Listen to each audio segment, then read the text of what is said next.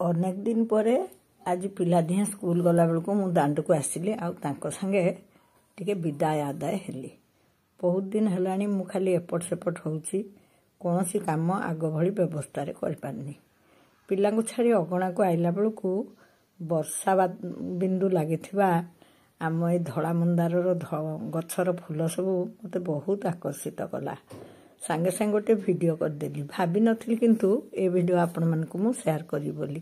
କେମିତି ଲାଗୁଛି ଆପଣଙ୍କୁ ଏ ଫୁଲ ସବୁ ମୋତେ କହିବେ।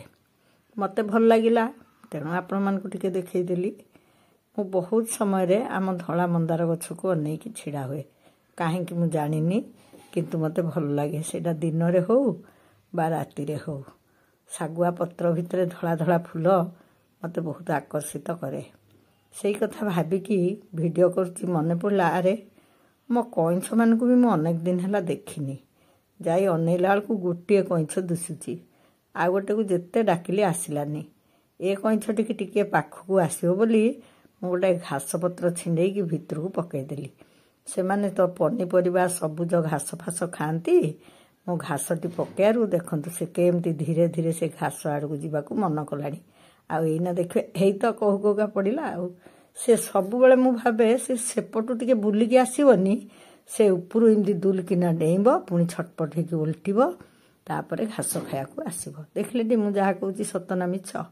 ସେ ଯେମିତି ଘାସ ପାଖକୁ ଆଇଲା ମୁଁ ପଳେଇ ଆସିଲି, କାହିଁକିନା ଟିକେ ଟିକେ ମେଘ ବି ପକାଉଥିଲା। ମୋ କଇଁଛମାନଙ୍କୁ ମୁଁ ବହୁତ ଦିନ ହେଲା ଆପଣଙ୍କୁ ଦେଖେଇନି। ସେମାନଙ୍କ ନାଁ ଆପଣ ମନେ ରଖିଛନ୍ତି ନା ନାହିଁ? ଯଦି ମନେ ଅଛି କହିବେ ତ। ମୁଁ ଗୋଟିଏ ଦେଖେଇଛି, ଆଉ ଟିକେ ପରେ ଖରା ପଡ଼ିଲେ ସେମାନେ ବାହାରକୁ ଆସିଲେ ମୁଁ ଦେଖେଇବି। କହୁଥିଲି ନା, ମନ୍ଦାର ଗଛକୁ ମୁଁ ଦିନରେ ହେଉ ବା ରାତିରେ ହେଉ ଅନେଇକି ବସେ। କାଲି ରାତିରେ ସୁଲୁ ମୋତେ ଡାକ ପକେଇଲା, ବୋଉ ଠାକୁର ଯିବେ, ଆସ ଦେଖିବ। ମୁଁ ଅଗଣାକୁ ଆସିଗଲା ବେଳକୁ ଠାକୁର କ'ଣ ଦେଖିବି, ଆଗ ମନ୍ଦାର ଗଛକୁ ଅନେଇଲି। ତାପରେ ଆମ ଗେଟ୍ ଫାଙ୍କରେ ଯାଇ ଠାକୁରଙ୍କୁ ଦେଖିଲା ବେଳକୁ ଆକାଶରେ କେତେ ଧୂଆଁ। ଧୂଆଁର କାରଣ କ'ଣ କହିଲେ? ଠାକୁରଙ୍କ ମେଢ଼ ଯିବ, ବାଣ ଫୁଟିବନି। ସେ ଯେଉଁ ଠାକୁର ହେଉ, ହୋମ ଯଜ୍ଞ, ଘର ପ୍ରତିଷ୍ଠା, ଠାକୁର ପୂଜା ସବୁ ଏବେ ଆଡ଼ମ୍ବରପୂର୍ଣ୍ଣ। ସବୁଠି ବାଣ ବାଜା ସାଜସଜା ଆଗଠୁ କେତେ ବଦଳିଗଲାଣି। ଗଣେଶ ପୂଜା ସରସ୍ୱତୀ ପୂଜା କହିଲେ ଆମେ ଜାଣୁଥିଲୁ ଏଇଟା ସ୍କୁଲର ପୂଜା। ଏବେ ତ ଗଳି କନ୍ଦି ଦୋକାନ ବଜାର ସବୁଠି ପୂଜା ଚାଲିଛି। ହଉ, ଭଲ କଥା। ହେଲେ ଯେତିକି ପରିମାଣରେ ପୂଜା ହେଉଛି, ମଣିଷ ମନର ଆଧ୍ୟାତ୍ମିକତା କ'ଣ ସେଇ ଅନୁସାରେ ଉନ୍ନତି କରୁଛି? ସେଇ କଥା ଭାବେ। ଆଉ ଏମିତି କହେ ବୋଲି ପିଲାମାନେ ମୋତେ ବେଳେବେଳେ ବିରୋଧ କରନ୍ତି। କହନ୍ତି, ବୋଉ ସାରା ଦୁନିଆ ତ ସପୋର୍ଟ କରୁଛନ୍ତି, ତୁ ଏମିତି କହି କ'ଣ ଲାଭ ପାଉଛୁ? ମୁଁ କହିଲି, ମୁଁ ନିଜେ ଆତ୍ମସନ୍ତୋଷ ପାଉଛି ଏଇଥିପାଇଁ ଯେ ମୁଁ ସୁଅ ମୁହଁରେ ପତରଟେ ହେଇ ଭାସିଯିବାକୁ ପସନ୍ଦ କରୁନି। ଭାବୁଛି ସମସ୍ତେ ଏମିତି ସୁଅ ମୁହଁରେ ପତର ନ ହୋଇ କେହି କେହି ଆମେ ସୁଅରେ ବନ୍ଧ ବାନ୍ଧିବା ଉଚିତ। ଯାହା ସୁଅ ଆସେ ସବୁ କେବେ ହେଲେ ମଣିଷ ପାଇଁ ଉପକାରୀ ବା ସମାଜ ପାଇଁ ଉପକାରୀ ହେଇନଥାଏ। ଦେଖୁନାହାନ୍ତି, ମୁଁ କ'ଣ ମିଛ କହିଲି? ମୋ ଝିଅ ତ ଆସିଥିଲା, ଆଉ ସେମାନେ ସାଙ୍ଗ ହୋଇ ମେଢ଼ ବୁଲିବାକୁ ଗଲେ। କାହିଁକି ମନା କରିବି? ଏତେ ଏତେ ମେଢ଼ ହେଇଛି, ସୁନ୍ଦର ସାଜସଜା ହେଉଛି। ଆଲୋକ ସଜା ଦେଖିଲେ ତ ପିଲାମାନେ ମୁଗ୍ଧ ହେଇଯାଉଛନ୍ତି। ତାଙ୍କୁ ମେଢ଼ ଦେଖି ଯାଆନି କହିଲେ କ'ଣ ସେ ରହିଯିବେ? କିନ୍ତୁ ପ୍ରକୃତ କଥାଟାକୁ ଯୁକ୍ତିସଙ୍ଗତ ଭାବରେ ଟିକେ ଆଲୋଚନା କରିବାରେ ଅସୁବିଧା କ'ଣ? ସେଇଥିପାଇଁ ମୁଁ ମୋ କଥା ଆପଣମାନଙ୍କୁ ବେଳେବେଳେ କହିଦିଏ। ଆଗରୁ ତ କହିଛି, ମୁଁ ଲେଖାଲେଖି କରିବାକୁ ଚାହୁଁଥିଲି ବା କରୁଥିଲି, କିନ୍ତୁ ସମୟର ଅଭାବରୁ ଲେଖାଲେଖି ମୋର ପୁରା ଶିଥିଳ ହେଇଗଲା। ଆଉ ସେତିକିବେଳକୁ ପିଲାମାନେ କହିଲେ, ତୁ ୟୁଟ୍ୟୁବ କର, ଲେଖିବାଠୁ କଥା କହିବା ତୋତେ ସହଜ ହେବ। ସତକୁ ସତ ମୁଁ ମୋ ମନର ସବୁ ଭାବନା ଆପଣମାନଙ୍କ ଆଗରେ ହିଁ ଖୋଲି ଦେଉଛି। ଆଉ ନିଜେ ବି ଟିକେ ଆଶ୍ୱସ୍ତ ହେଉଛି। ଆପଣମାନଙ୍କ ଭିତରୁ କିଏ ଜଣେ ହେଲେ ତ ମୋ କଥାଟା ଟିକେ ଚିନ୍ତା କରିବେ।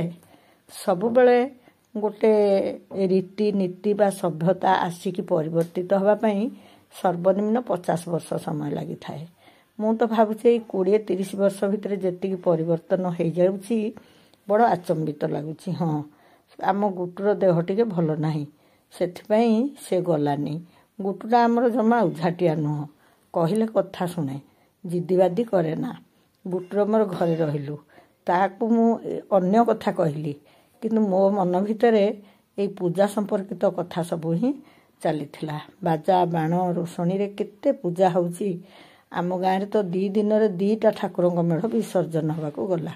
ଦେଖୁନାହାନ୍ତି, ଆଗ ଗଣେଶ ଆଉ ଏ ଗଣେଶ କ'ଣ ସମାନ? ଇଏ ପରା 2 ଜଣ, ଇଏ 2 ଦିନର କଥା। ହେଲେ 2 ଦିନ ଯାକ ଲାଗେ ଲାଗେ ଏଇ ଘଟଣା ଘଟିବା ପରେ ମୋର ମନେ ପଡ଼ିଗଲା ଯେ ଆପଣମାନଙ୍କୁ ଟିକେ ଏଇ କଥା କହିଦେବି। ତାପରେ ଏଇ କଥା ବେଶୀ ମନେ ପଡ଼ିଲା କାହିଁକି କହିଲେ, ଆମେ ଯେଉଁ ସେଦିନ ପୁରୀ ଯାଇଥିଲୁ, ଆମ ସାଙ୍ଗେ ସୁଲୁରା ଯାଇଥିଲା। ମୁଁ କହିଲି ତା ମନ ନେବାକୁ ଆମେ ତ ଦୌଡ଼ି ଦୌଡ଼ି ଗଲୁ, ଦୌଡ଼ି ଦୌଡ଼ି ଆସିଲୁ। ପିଲା ଲୋକ ତାକୁ କ'ଣ ଭଲ ଲାଗିବ? ମୁଁ ତା ମନ ନେବାକୁ କହିଲି, ମୁଁ ଧନରେ ଦେଖେ କେତେ ମେଢ଼ ପଡ଼ୁଛି, ଗଣୁଥା, ମୋତେ କହିବୁ। ସିଏ ସେ କଥାଟିକୁ ପୁରା ମନ ଧ୍ୟାନ ଦେଇ ପାଳନ କଲା। ବାଟ ଯାକ ମେଢ଼ ଗଣି ଗଣି ଗଲା। ଆସିକି କହିଲା, ବୋଉ ମୁଁ 60ଟା ମେଢ଼ ଦେଖିଲି। ଖାଲି ରାସ୍ତା କଡ଼ରେ ତା ନଜରରେ ପଡ଼ିଥିବା 60ଟି ମେଢ଼ କଥା ସେ କହିଲା। ଆଜି ଲଗାଣ ବର୍ଷାରେ ବାରିଆଡ଼େ ଗୋଟିଏ ଅମୃତଭଣ୍ଡା ଗଛ ଗଡ଼ି ପଡ଼ିଲା। ସେ ଅମୃତଭଣ୍ଡା ଯାକ ଆସିକି ଥୁଆ ହେଇଛି। ମୁଁ ସେ ଅମୃତଭଣ୍ଡାକୁ ଧୋଉଛି, ଭାବୁଛି କିନ୍ତୁ ଅନ୍ୟ କଥା। ମୋ ମୁଣ୍ଡରେ ପୁରା ସେଇ ଭୂତ ପଶିଛି। ଆମ ଓଡ଼ିଶାରେ କେତେ ମେଢ଼ ହେଉଛି, କେତେ ଗଣେଶ ପୂଜା ହେଉଛି। ତାକୁ ଧୋଇ ଧାଇକି ଆସିକି କହିଲି, ମା ମୋତେ କ'ଣ ଟିକେ ଖାଇବାକୁ ଦେଲୁ? ଦେଖିଲା ବେଳକୁ ସିଏ ମୋତେ ମୋ ପ୍ରିୟ ଖାଦ୍ୟ ଦେଲା। ମୁଁ ଖାଇଲି କ'ଣ କହିଲେ? ଦହିବରା। ମୁଁ ସେଥିରେ ଆଳୁଦମ, ପିଆଜ ଏସବୁ ପକେଇ ଖାଏନି। ଟିକେ ଅଧିକ ପରିମାଣରେ ଦହି ନେଇକି ଖାଲି ଦହିବରା ମୋତେ ବହୁତ ଭଲ ଲାଗେ। ଦହିବରା ଖାଉ ଖାଉ ମୋ ମନ ଯାଇ ପହଞ୍ଚିଗଲା ଆମେ ଯେଉଁ ସାଙ୍ଗସାଥି ବୁଲିବାକୁ ଯାଇଥିଲୁ। ଆଇ ଦେଖିଲେ, ଏଇ ହାତ ହଲାଉଥିବା ପୁଅଟିର ନାଁ ହେଉଛି ସାଇ। ମୋତେ ତାର ଆଚରଣ ବହୁତ ଭଲ ଲାଗୁଥିଲା। ଆଉ ଇଏ ତ ମୋ ଭାଉଜ, ତା ପଛକୁ ଯିଏ ବସିଥିଲେ ଆପଣ ଆଗକୁ ଦେଖିଲେ, ସିଏ ହେଲେ ଆମ ନୂଆ ସମୁଦୁଣୀ। ଆଉ ତ ଇଏ ବାଦୁ। ଆମେ ତ୍ରିବେଣୀରେ ଅସ୍ଥି ବିସର୍ଜନ ପରେ ସେ ପାଖ ଆଖ ଟିକେ ବୁଲି ଆସିବାକୁ ଠିକ୍ କଲୁ। ସମସ୍ତେ ସାଙ୍ଗ ହୋଇ ଯାଇଛୁ। କାମକୁ କାମ ହେଲା ବା କର୍ତ୍ତବ୍ୟ ହେଲା, ଆଉ ପାଖ ଜାଗା ଟିକେ ଦେଖିଦେଲୁ। ଆମେ ରାମ ମନ୍ଦିର ଦର୍ଶନ ପରେ ବନାରସ ଗଲୁ। ସେଇଟା ବୋଧହୁଏ 230 କିଲୋମିଟର, ମୋର ଯାହା ମନେ ପଡ଼ୁଛି। ଅଳ୍ପ ବହୁତ ଭୁଲ ଭାଲ ହେଇପାରେ, କିନ୍ତୁ 200ରୁ 250 କିଲୋମିଟର ଭିତରେ। ଆମେ ବଡ଼ି ସକାଳୁ ବାହାରି ଯାଇଥିଲୁ। ବାଟରେ ଜଳଖିଆ ପତ୍ର ଖାଇଲୁ, ଆଉ ବସ୍ରେ ଗାଡ଼ିରେ ବସିଲୁ, ଗଲୁ। ଗୋଟିଏ ଗାଡ଼ି କରିଥିଲୁ, ସମସ୍ତେ ବସିଥିଲୁ, ଭାରି ମଜା ଲାଗୁଥିଲା। ମୁଁ ଏଇ କଥା ଏଇଠି ଅବତାରଣା କରିବାର କାରଣ ହେଉଛି 230 କିଲୋମିଟର ଆମେ ସଡ଼କ ପଥରେ ଗଲୁ। କେଉଁଠି ଗୋଟିଏ ବି ଗଣେଶ ମେଢ଼ ଦେଖିନାହୁଁ, ଯଦିଓ ସେଦିନ ଗଣେଶ ପୂଜା ଥିଲା। ସୁନ୍ଦର ଜଙ୍ଗଲ ରାସ୍ତା, ସେଇ ବାଟ ଦେଇ ଆମେ ଗଲୁ। କିନ୍ତୁ ଆମେ ବାଟରେ କ'ଣ ସହର ବଜାର ପଡ଼ୁନଥିଲା କି? ପଡ଼ୁଥିଲା। ସେତେବେଳେ ଏ କଥାଟା ମୋ ମୁଣ୍ଡରେ ନଥିଲା ବୋଲି ମୁଁ ସେ ଭିଡ଼ିଓ କରିନଥିଲି। ରାସ୍ତା ମୋତେ ସୁନ୍ଦର ଲାଗୁଥିଲା, କଲି। ମୁଁ ଏଇ ଯେଉଁ ପୁରୀ ଗଲି, ପୁରୀ ଯାଇକି ଯେଉଁ ଗଣେଶ ମେଢ଼ ଦେଖିଲି, ମୋ ମନକୁ ଏଇ କଥାଟା ଆସିଲା। ଆଉ ମୁଁ ତ ଆପଣମାନଙ୍କୁ କହିଦେଲେ ଆଶ୍ୱସ୍ତ ହୁଏ, ସେଥିପାଇଁ ମୁଁ କହିଲି। ଆଉ କିନ୍ତୁ ଏତେ ଗଣେଶ ମେଢ଼, ଗଣେଶ ପୂଜା ଦିନ ବି ଆମେ ସେତିକି ମେଢ଼ ଦେଖିଲୁନି। ଆମେ ବନାରସରେ ଓହ୍ଲେଇଲୁ। ଇଏ ହେଲେ ମୋ ଝିଆରୀ ଝିଅ ଏବେ ବାହା ହେଇଥିଲା, ସେ ତାଙ୍କ ବଡ଼ ଯା, ଆଉ ଇଏ ତାଙ୍କ ପୁଅ। ସେମାନେ ଏତେ ସୁନ୍ଦର ମିଶୁଥିଲେ, ମୋତେ ଦେଖିକି ବହୁତ ଖୁସି ଲାଗୁଥିଲା। ଆଉ ଆମେ ହେଲୁ 4 ସମୁଦୁଣୀ।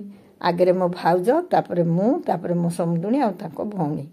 ମୁଁ ମୋ ଭାଉଜକୁ କହିଲି, ଆଲୋ ଆଜି ଗଣେଶ ପୂଜାଟା ଟିକେ ଗଣେଶ ମୁହଁ ଦେଖି ହେଲାନି।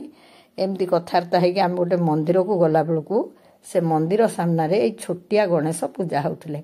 ଏଇ ଗଣେଶଙ୍କୁ ପୂଜା କଲେ କ'ଣ ଭକ୍ତି ଆସିବନି? ଏଇ କଥାଟା ମନରେ ଆସିଲା ବୋଲି ଆପଣମାନଙ୍କୁ ଏ ଭିଡ଼ିଓଟି ମୁଁ କଲି। ସମସ୍ତଙ୍କୁ ଅନୁରୋଧ, ମନରେ ଭକ୍ତିଭାବ